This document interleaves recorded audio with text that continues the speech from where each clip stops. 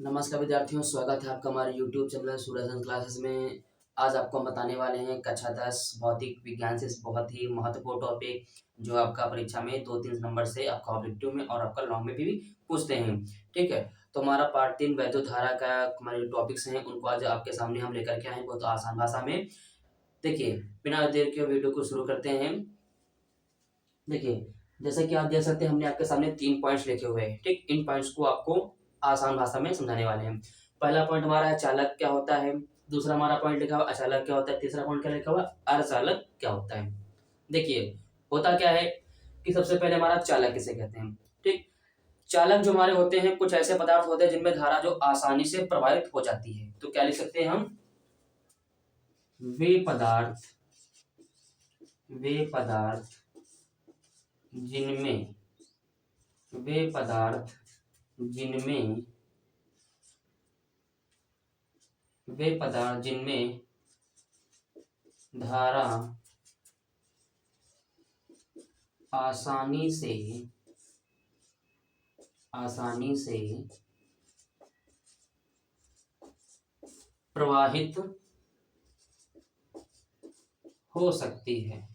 प्रवाहित हो सकती है चालक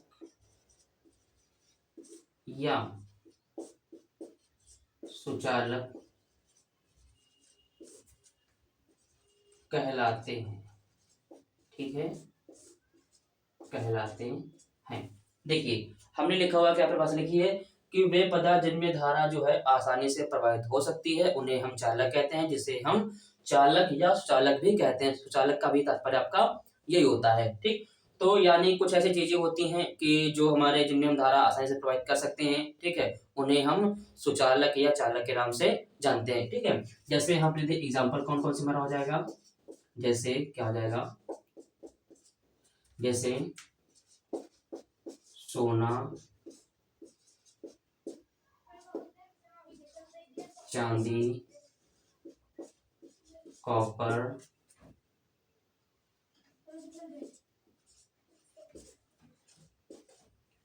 एल्यूमिनियम आदि।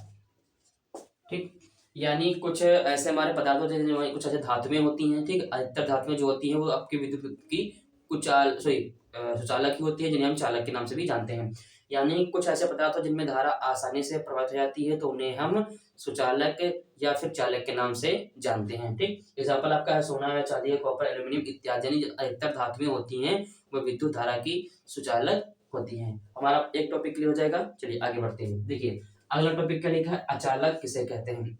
अचालक किसे कहते हैं, यानी कि कुछ ऐसे पदार्थ होते हैं जिनमें धारा आसानी से प्रवाहित नहीं हो सकती है। तो हम क्या लिखेंगे, वे पदार्थ जिनमें धारा आसानी से प्रवाहित नहीं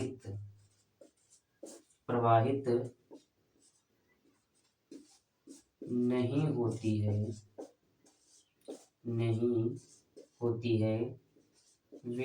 है, विद्युत के अचालक या इन्हें हम क्या कह सकते हैं, कुचालक। क्या कह सकते हैं, कुचालक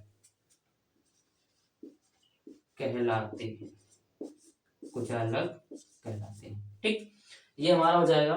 कुछ ऐसे पदार्थ होते हैं जिनमें धारा आसानी से प्रवाहित नहीं होती है, जो विद्युत के कुचालक या फिर विद्युत के अचालक पदार्थ कहलाते हैं। ठीक, यानी जिन पदार्थों में धारा आपकी आसानी से प्रवाहित नहीं होगी, उन्हें हम अचालक या कुचालक नाम से जानते हैं। ठीक, जैसे यहाँ पे ले सकते हैं एग्जाम्पल, जैसे लकड़ी है, रबर है, कागज हो जाएगा हमारा,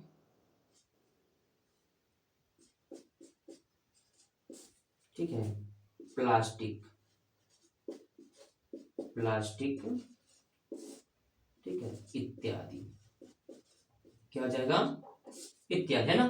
तो यानी कुछ ऐसे पदार्थ होते हैं जिनमें धारा आसानी से प्रवाहित नहीं होती है, उन्हें हम क्या बोलते हैं, उन पदार्थों को उन्हें बोलते हैं हम अचालक या कुचालक के नाम से जानते हैं। ठीक, अब क्या होता है, एग्जाम्पल आपका लकड़ी है, रबर है, कागज है, प्लास्टिक है, ठीक है, इत्यादि भी आपकी जो वस्तुएं जिनमें धारा नहीं जाएगी उन्हें हम अचालक या कुचालक नाम से जानते हैं। ठीक, लास्ट आज का टॉपिक हमारा क्या है, अर्धचालक क्या होता है। देखिए इसमें लिखा है अर्धचालक, यानी कि अर्ध में क्या होता है, आधा चालक होता है। यानी कुछ ऐसे पदार्थ होते हैं, कुछ ऐसे पदार्थ होते हैं जो सामान्य तौर पर अचालक होते हैं, लेकिन अगर हम कुछ उनमें अपद्रव्य मिला देते हैं, अगर हम कुछ उनमें अपद्रव्य मिला देते हैं तो वो आपका सुचालक का कार्य यानी कि चालक का कार्य करने लगते हैं, तो उन्हें हम क्या बोलते हैं, अर्धचालक। लिखेंगे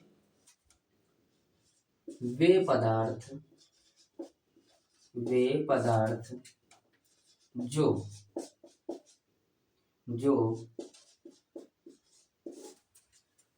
सामान्यतः अचालक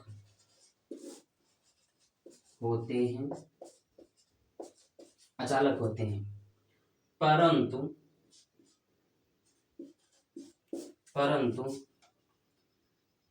इनमें कुछ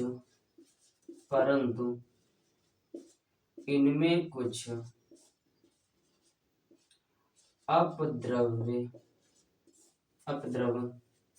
मिलाने पर ये, अगर हम क्या मिला देंगे, अपद्रव्य मिला देंगे, तो ये चालक का कार्य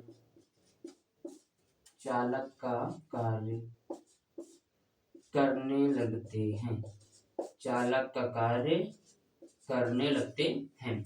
यानी कुछ ऐसे पदार्थ होते हैं जो सामान्य तौर पर तो अचालक होते हैं, ठीक,